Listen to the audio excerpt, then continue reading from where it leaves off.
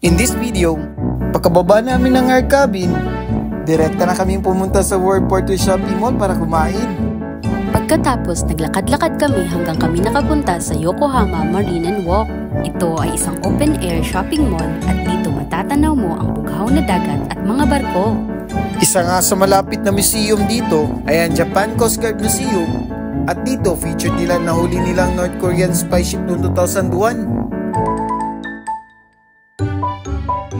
Ito naman ay ang Red Brick Warehouse. Nagsilbi itong imbakan noong unang panahon para sa mga kalakal na dumadating sa daungan ng Yokohama.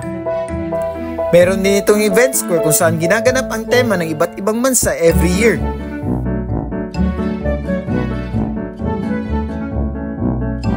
Habang kami ay naglalakad patungong Yamashita Park, ang gandang pagmasdan ng tanawin at makalanghap ng sariwang simoy ng hangin ng karagatan.